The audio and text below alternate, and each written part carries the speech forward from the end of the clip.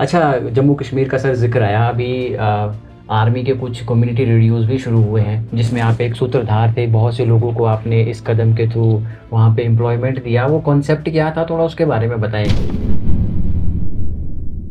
तो देखिए 10-11 उस समय जब था मेरा हमेशा से मीडिया के साथ रुझान रहा है बहुत जी। सारे चीज़ों के अंदर from 2005-6 only I have had various brush with various media platforms even when I was in the armed forces और वो कुछ बहा और कुछ बाय डिज़ाइन रहा however my education completely once I went into the armed forces, I did lot of media related courses and joined up there. जी।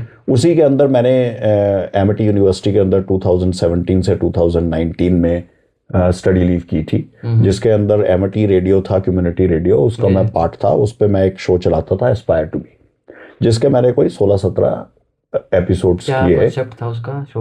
वो Aspire to be एक programme था जिसके अंदर वेरियस पायोनियर्स और known figures in various careers चाहे वो doctors हों engineers हों आर्टिस्ट्स हों टीचर्स हों इस तरह के सेलिब्रेटेड फिगर्स आते थे और उनका मैं इंटरव्यू लेता था कि वो प्रोफेशन ज्वाइन करना क्यों अच्छा है और क्या चैलेंजेस हैं उसके।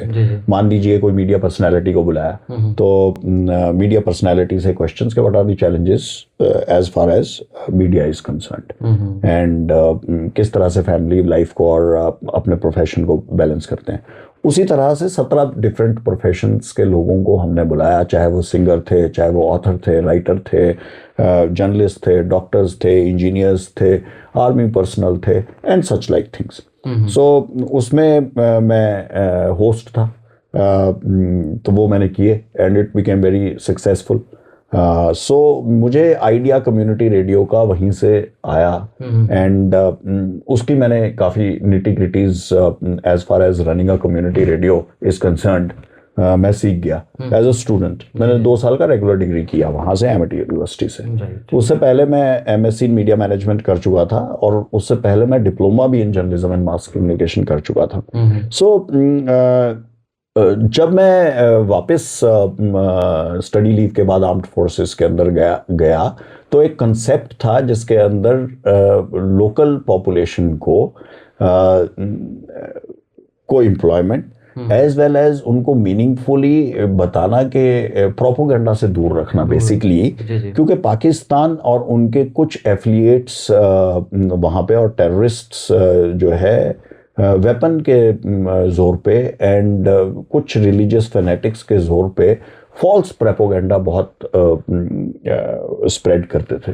सो बॉर्डर एरियाज के अंदर and even in hinterland there was a concept कि we must have community radios जो हम कम्युनिटी को ही दे दें वहाँ पे आर्म्ड फोर्सेस नहीं उनको रन करें लेकिन उनको कम्युनिटीज ही रन करें वहाँ पे and they become a larger part of telling the correct narrative as well as the welfare schemes जो गवर्नमेंट की हैं एज वेल एज वहाँ के लोकल लोगों को प्रोपोगेंडा अगर कोई कर रहा है गवर्नमेंट के अगेंस्ट कर रहा है या इंडियन यूनियन के अगेंस्ट कर रहा है उसके अगेंस्ट या उसके बारे में बताया जाएगा ये प्रोपोगेंडा हो रहा है। सो रजौरी के अंदर मेरी हुई थी तो उसके अंदर मैंने उनको गाइड करने की कोशिश की। उसके बाद मैं नॉर्दर्न कमांड के भी एलिमेंट्स को हेल्प करने की कोशिश कर रहा था। 11 community radio stations through information and broadcasting ministry run करने की बात हुई थी।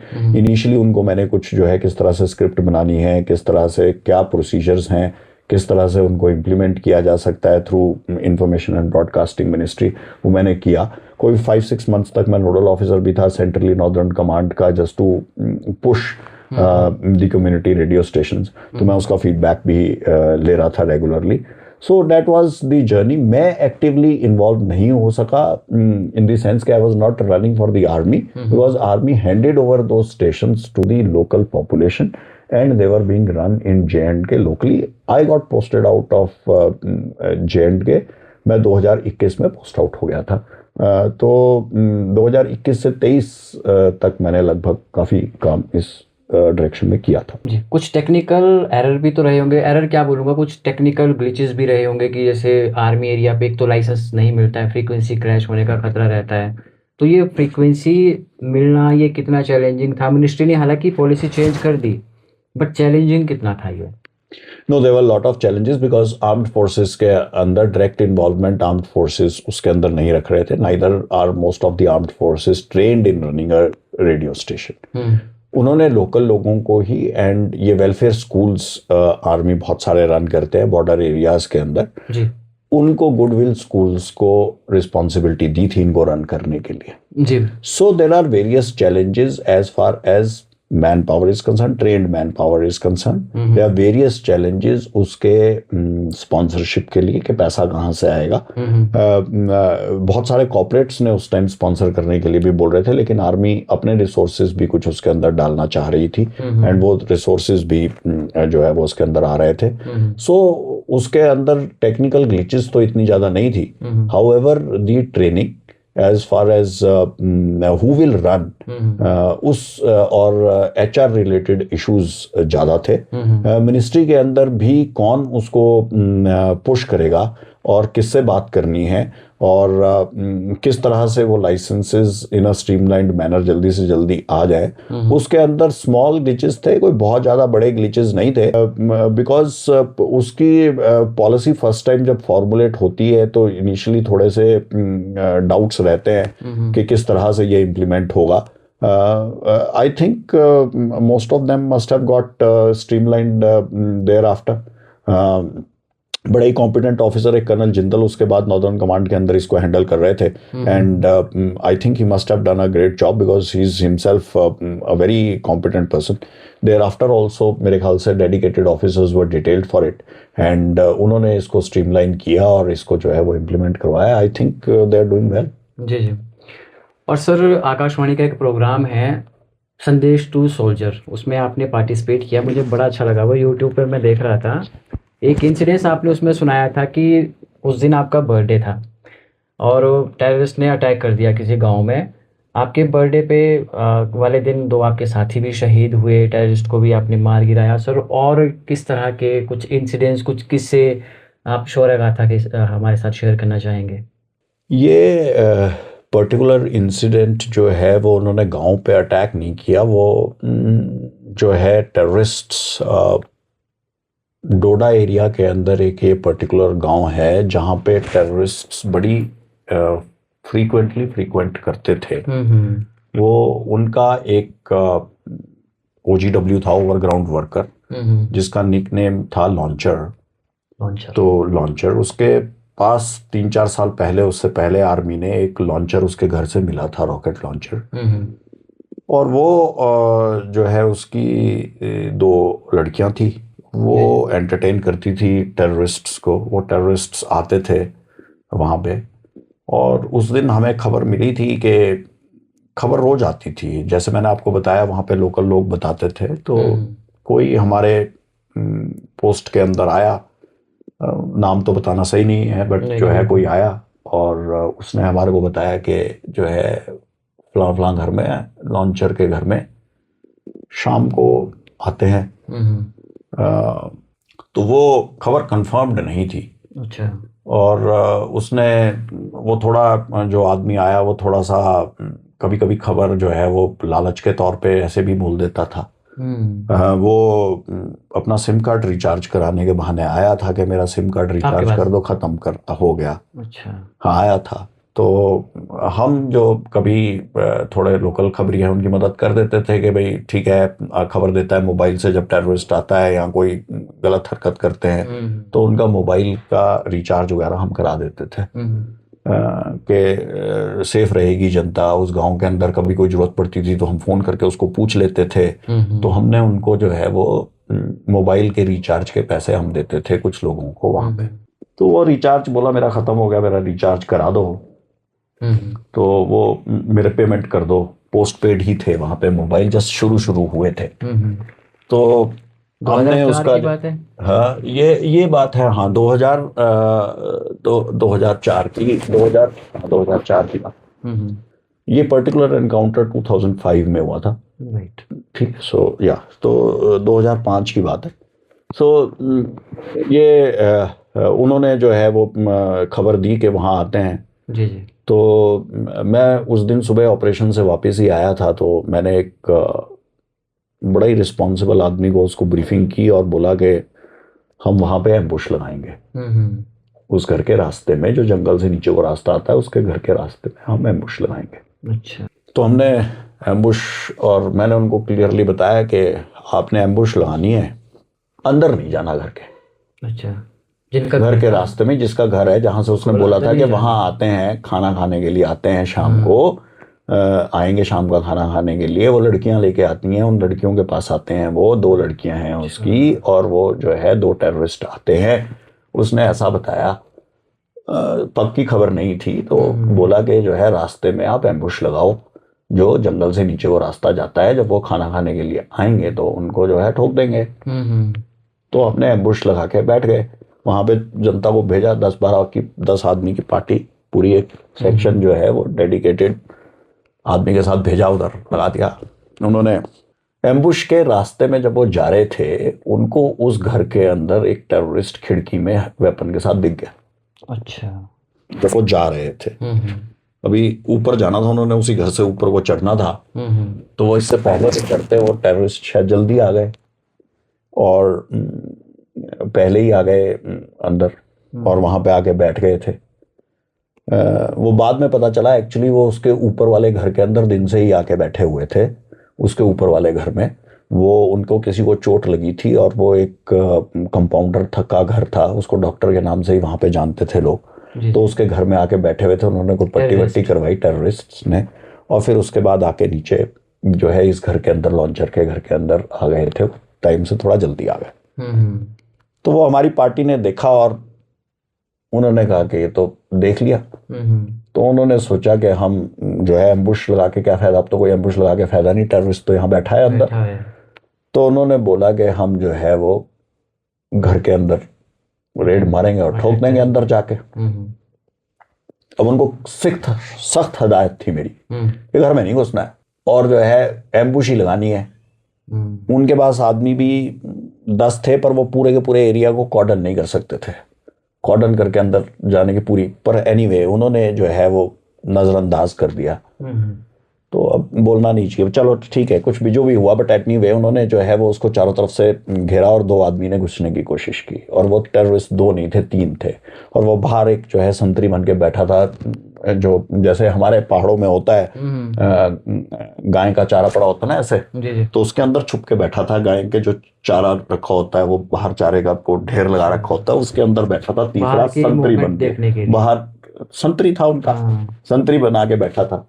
तो उसने जो है वो संतरी ने दोनों के दोनों हमारे जवान, जैसे ही उन्होंने दरवाजे को लात मारी और अंदर घुसने के लिए किया, उसने दोनों जो गोली मार दी। तो एक का तो हमें पता नहीं चला, वो अंदर गिरा घर की तरफ है।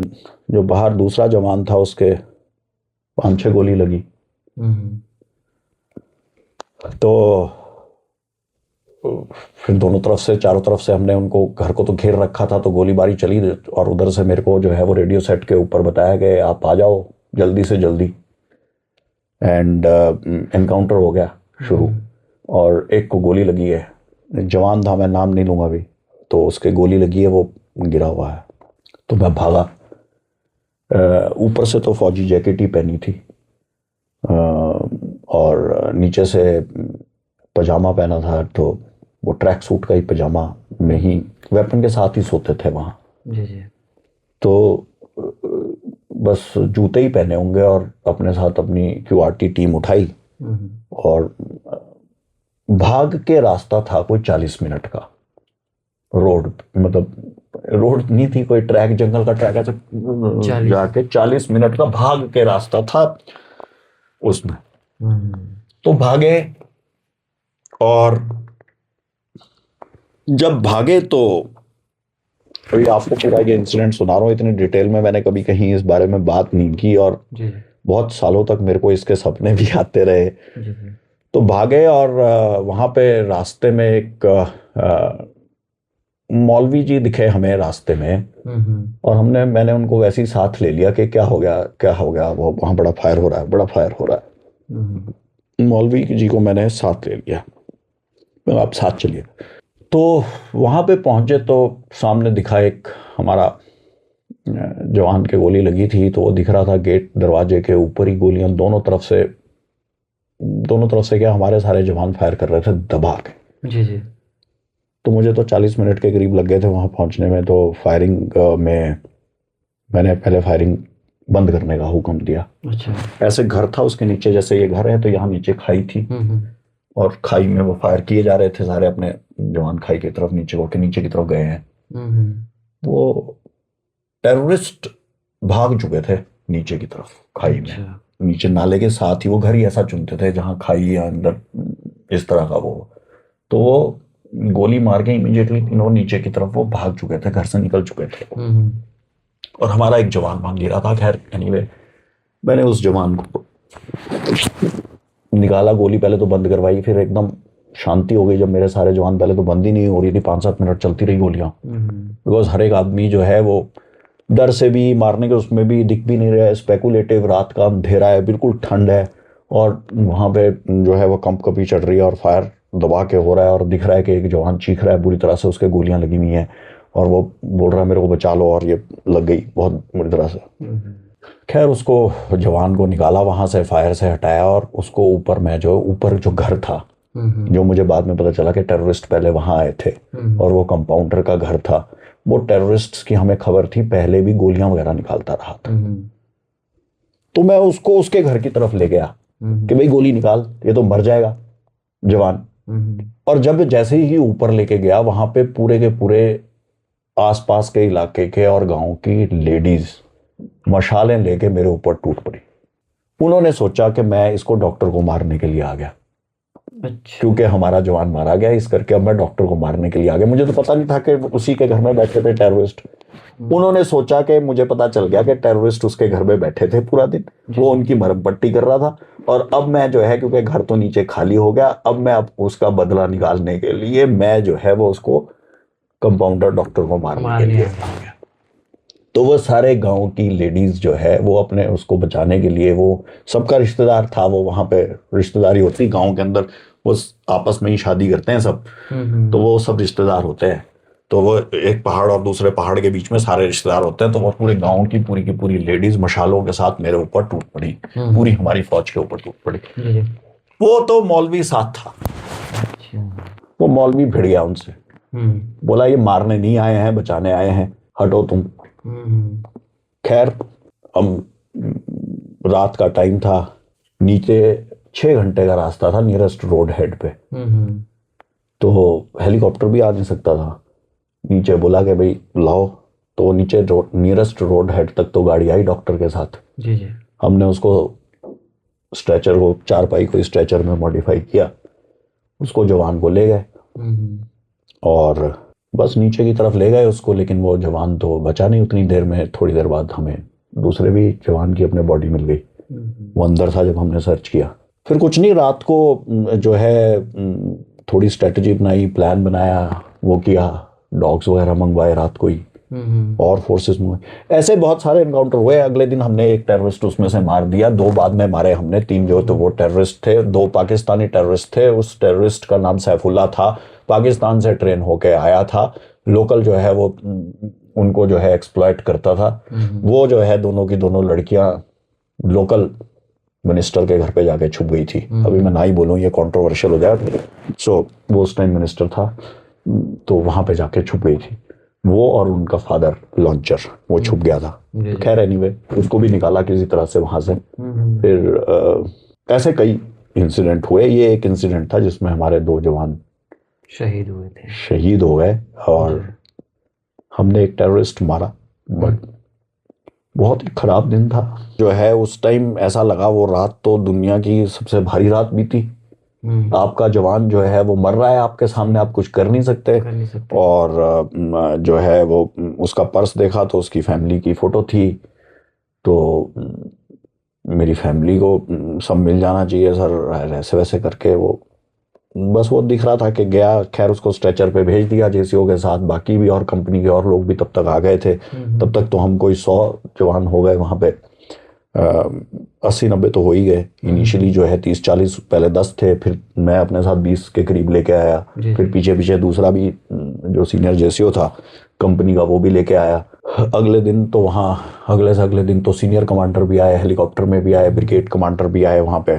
फिर खैर anyway, ये एक इंसिडेंट था, हर हफ्ते 10 दिन के अंदर एक कांटेक्ट हो जाता था। जी जी। और टेररिस्ट धमकी भी देते थे। एक बारी घर भी फ़ोन किया यहाँ पे मेरे, अच्छा, और मेरी मदर से भी बात की टेररिस्ट पर्सनल ने। कॉन्टैक्ट नंबर कैसे शेयर हो जाते थे? अरे उन्होंने लीक करा लिए एयरटेल के, उससे ऑफिस में उनका जो है वो था, जहां मैं फ़ोन करता था, अपने घर फ़ोन करता था। जैसे हमने गांव में नंबर दे रखा था अपना, मैंने अपना नंबर दे रखा था, ठीक है, मैंने अपना नंबर दे रखा था कि ये गांव में है, कोई भी खबर होगी, कोई भी टेररिस्ट आएगा, कोई भी आईडी लगी होगी तो इस नंबर के ऊपर बताना।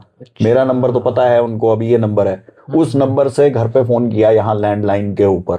वो डिटेल उन्होंने एयरटेल के ऑफिस से निकलवा ली, उसके ऊपर जो है उसको लिख के इस नंबर की पूरी डिटेल हमारे को दो। वो प्रिंट आउट निकाल लिया पूरा का पूरा, टेररिस्ट के पास पूरी डिटेल, उससे पता चल गया। ये तो पता था उनको कि मैं हिमाचल गाँव, घर का नंबर पता चल गया, घर फ़ोन कर दिया। हाँ। तो ये तो वाकई में मतलब यहाँ पे कुछ मददगार उनके काम भी करते थे हिमाचल में, मैंने रिपोर्ट की थी उस टाइम। बट एनीवे, चलो वो 2004-05 की बात है। इतनी बर्बरता सर हमारे सैनिकों के साथ होती है, और यूएन पीस कीपिंग जो मिशन है उसमें हमारा भारत देश लीडर के तौर पे वो आगे चलता है। ऐसे में जो हमारा एक सैनिक होता है, सोल्जर होता है, माइंडसेट का कितना फर्क पड़ जाता है? देखिए, अब ये यूएन की चार्टर और वो किस तरह से उसको इम्प्लीमेंट करते हैं और किस तरह से रूल्स एंड रेगुलेशंस इम्प्लीमेंट होती हैं, ये बड़ा ही हाई लेवल के ऊपर है। आज की डेट में यूएन की वैलिडिटी क्वेश्चन के ऊपर आ गई है। किस तरह से वॉर बढ़ रही है आगे, किस तरह से यूएन के कॉन्टिजेंट्स को विड्रॉ कर लिया गया, बहुत सारे मिडल ईस्ट के एरियाज़ में भी और बाकी सारी जगह भी उनकी फंडिंग, उनकी फाइनेंसिंग, वहाँ पे क्या पुल्स एंड प्रेशर्स चल रहे हैं, ये एक बड़ा ही संवेदनशील सा मामला हो गया है। और इसके अंदर इंडिया की representation in the security council होना बहुत ज़रूरी है।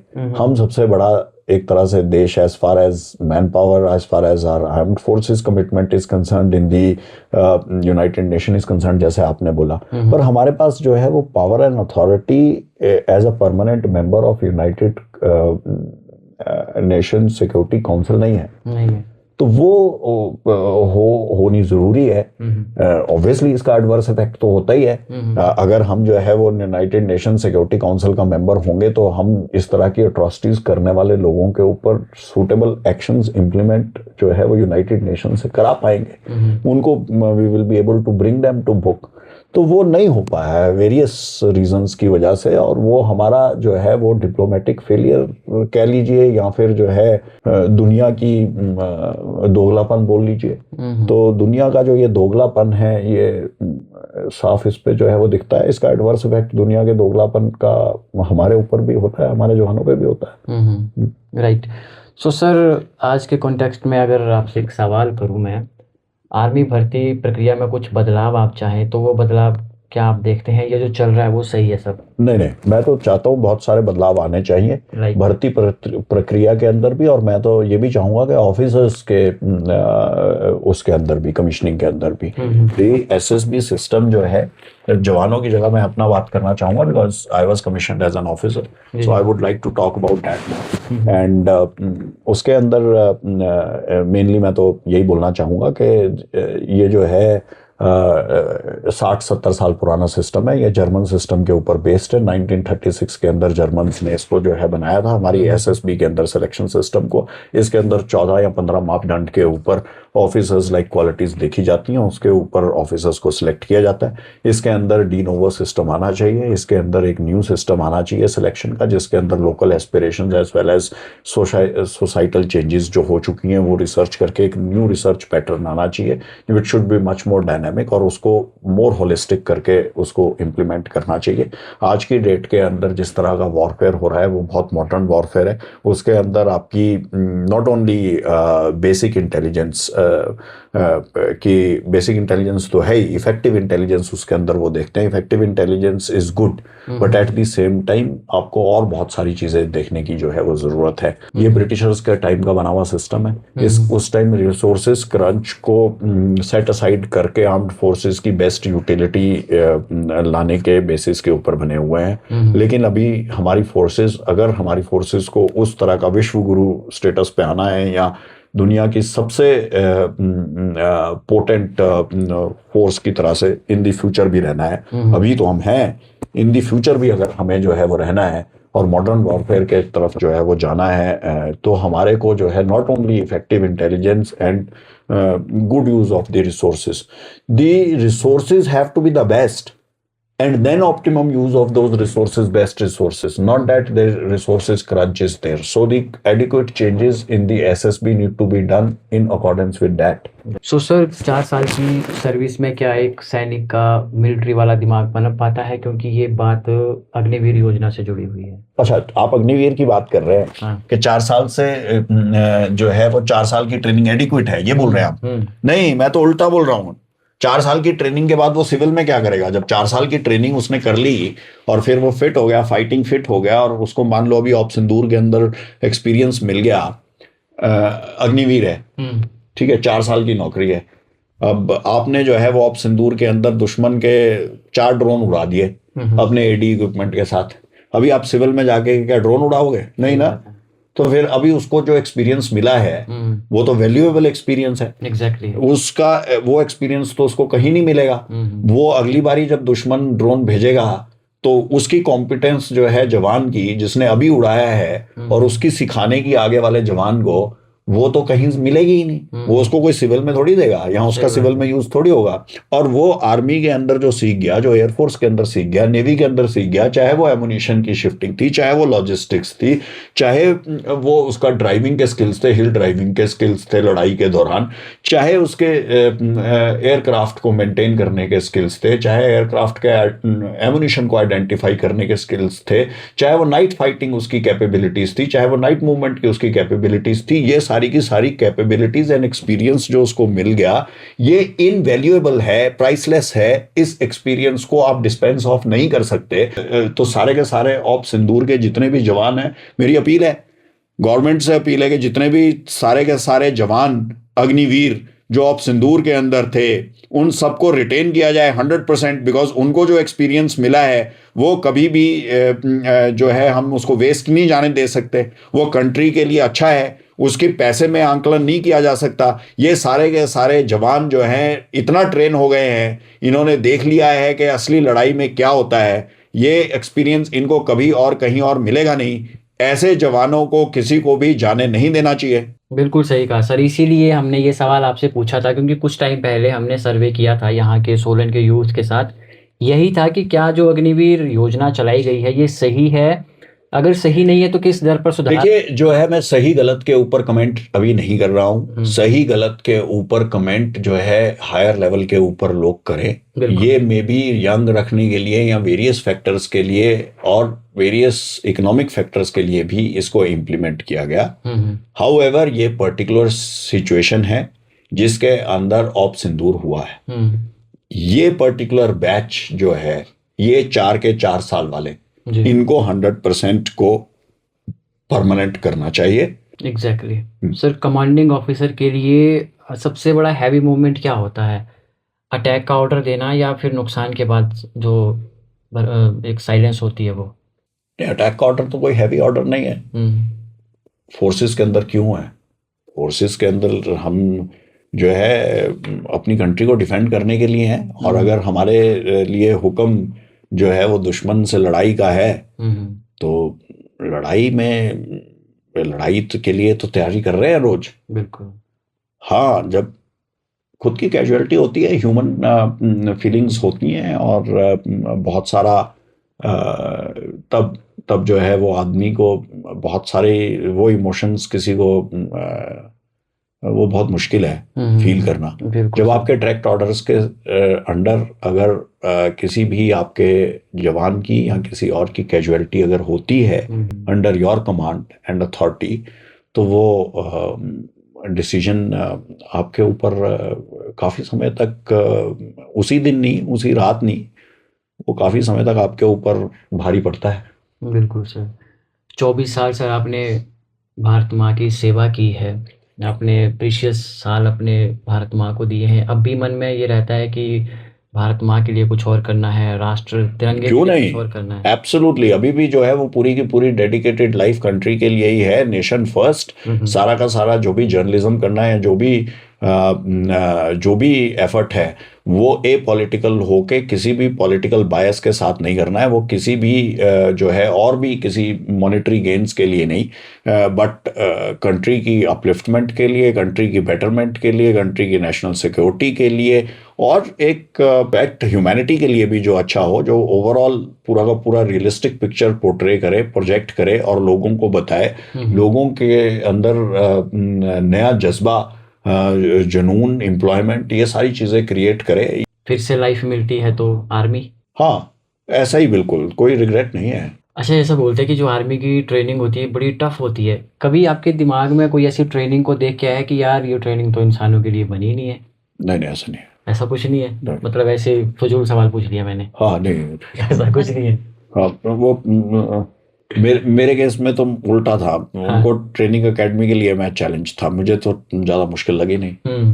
तो पहाड़ से आते हैं इसलिए नहीं चैलेंजिंग लगा? मुझे नहीं लगी मुश्किल, मैं सच बता रहा हूँ, मुझे नहीं लगी मुश्किल। मैं जो है बीपीटी में, हमारी एक बीपीटी होती है जिसको लोग मुश्किल समझते हैं, हुआ भी समझते हैं कई लोग। तो बीपीटी के अंदर जो है पूरी बटालियन के अंदर पहले दूसरे नंबर पे आ जाता था, और क्रॉस कंट्री में भी फर्स्ट एनक्लोजर टाइप था। तो रनिंग में मैं बहुत अच्छा था।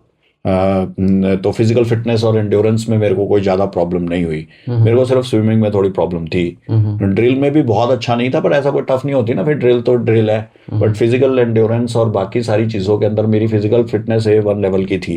एकेडमी में बहुत सारी चीज़ें होती हैं जो लोगों को नहीं पता है। एक्चुअली हमारे को एक जगह से दूसरी जगह स्क्वाड में मूव करना होता है। स्क्वाड यानी 4 लोगों को इकट्ठे मूव करना होता है, और नहीं तो आपको भागना होता है एक जगह से दूसरी जगह। सही बात। तो साइकिल भी स्क्वाड के अंदर होती है, और अगर आपके पास जो है स्क्वाड नहीं है साइकिल का, तो या तो आप भागो या फिर साइकिल को अपने गले में डाल के जो है वो भागो। सो वो ऐसे नहीं कि आप जो है वो अकेले साइकिल चला के जा रहे हैं एक जगह से दूसरी जगह, और एकेडमी में डिस्टेंसेस काफ़ी होते हैं। तो मैं अमूमन भागता हुआ ही पाया जाता था। तो मैंने काफ़ी सारी पनिशमेंट्स भी भुगती। दी भी? मैंने नहीं दी। भुगती है सर? भुगती ही है वो। नहीं, जो सीनियर ऑफिसर्स ने दी मुझे ज़्यादा, इमीडिएट सीनियर्स ने नहीं दी एकेडमी में इतनी ज़्यादा, उन्होंने दी। तो वो है डिसिप्लिन भंग करने के लिए या कुछ और रीज़न? पनिशमेंट जो होती थी। एक बारी तो एकेडमी से भाग गया था। अच्छा। फिर पकड़ा गया। हाइक थी, साइकिल हाइक के ऊपर मसूरी ले गए थे, तो मसूरी साइकिल हाइक पे गए, वहां से जो है वो भाग गए। और टैक्सी पकड़ी और काले शीशे वाली, और भाग गए। और वहां से फिर जब वापस गए तो पकड़े गए। फिर उन्होंने रिस्ट्रिक्शंस दे दी, 26 रिस्ट्रिक्शंस दे दी। वो भी तब दे दी कि वो सब ने मान लिया कि, और भी कई भाग गए मेरे पीछे पीछे, देखा देखी। वो हाइक थी, मिड टर्म ब्रेक थी वैसे, तो मिड टर्म ब्रेक मिलनी थी। हमें बोल दिया कि नहीं, मिड टर्म ब्रेक नहीं देंगे, तो मैं साइकिल हाइक पे मसूरी जाओ। अच्छा। तो बस, तो मेरी जो है वो at that time my wife and that time my girlfriend, वो नॉन यूनिवर्सिटी में पढ़ती थी। वाइफ? मेरी वाइफ। जी। और तब मेरी गर्लफ्रेंड थी। Oh right. सो वो नॉन यूनिवर्सिटी में पढ़ती थी जी। तो वो नहान आ गई मिलने। मैं देहरादून से जो है वो नहान आ गया मिलने के लिए, दिन को मिलके के शाम को वापस चले जाएंगे। तो अकेडमी से भाग आए वहाँ साइकिल हाइक से, शाम को पकड़े गए। अच्छा। तो जब पकड़े गए तो रिस्ट्रिक्शन मिल गई, पनिशमेंट मिल गई कि कहाँ गायब थे पूरा दिन, बोला ये भाग गया, भगौड़ा हो गया इधर से। तो फिर वो पनिशमेंट मिल गई। मेरे देखा देखी कई और भी लोग निकल गए इधर उधर, वो तो दिल्ली ही चले गए। अच्छा। और अगले दिन वापस आ गए सुबह। अब उनकी वजह से मैं पकड़ा गया। मैं तो टाइम से पहुंच गया था, शाम को, रात को अटेंडेंस से पहले पहुंच गया था साइकिल हाइक में। लेकिन बाकी सब जो है वो अगले दिन पहुंचे, तो वो पकड़े गए फिर सबको। पर फिर वो पूरे के पूरे कोर्स ने बोला, रस्टिकेट भी हो सकते थे, बट सारे के सारे कोर्स ने बोला कि हम जो है वो सारे ले लेंगे, इकट्ठे ले लेंगे। फिर वो कंपाउंड होती रहती हैं, पनिशमेंट्स वगैरह मिलती रही। पर एक दिन एक इंसिडेंट हुआ एकेडमी के अंदर, जिसके अंदर जो सच बोलेगा, उसने असिस्टेंट एडजुटेंट ने बोला कि जो सच बोलेगा उसको उसकी सारी रिस्ट्रिक्शंस माफ कर देंगे। और किसने किया है, ये कुछ उत्पात हुआ। तो वो 40-50 लोगों ने किया था, तो कोई माना नहीं, किसी ने वॉलंटियर नहीं किया, ओन अप नहीं किया। मैंने अकेले ने ओन अप कर दिया कि हाँ मैंने किया था। क्या हुआ कि ट्रेनिंग ज़्यादा टफ हुई, तो उसके बाद टफ क्या हुई, मतलब थोड़ा रगड़ा पट्टी हुई, इधर उधर हुई। तो उसके बाद हम जो है वो हमारे को अलाउड नहीं था उस टाइम, और हम कैफ़े में घुस गए।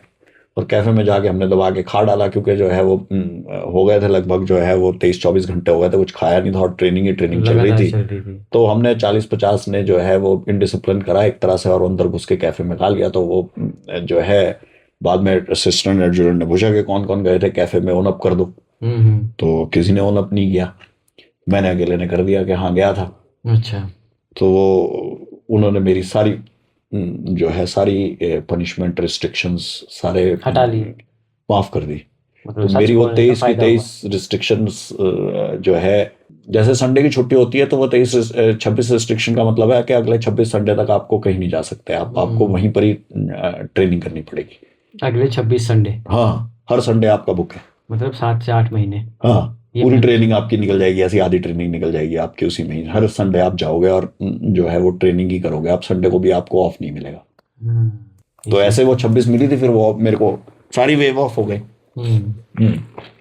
46 अगर आपको मिल जाए तो फिर वो आप रेलीगेट हो जाते हो, आपका 6 महीने टेन्योर बढ़ जाता है।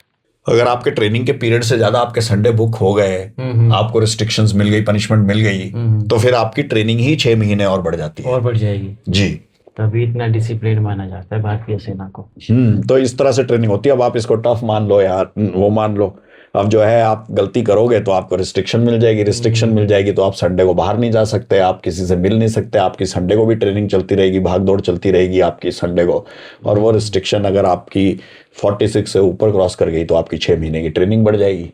सो मैंने ये भी सुना है कि जो सैल्यूट है बिना कैप के नहीं मारा जाता, ये मैंने सही सुना है?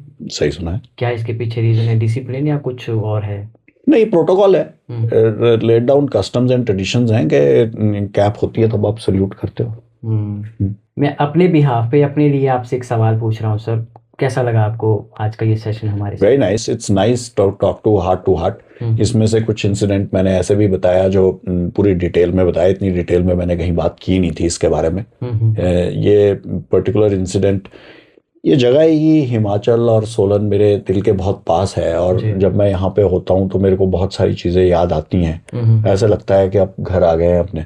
तो इसी करके मैंने आपसे दिल से बात की, पर्टिकुलरली उस इंसिडेंट के बारे में जो हुआ। वो कभी कभी अभी भी अखरता है।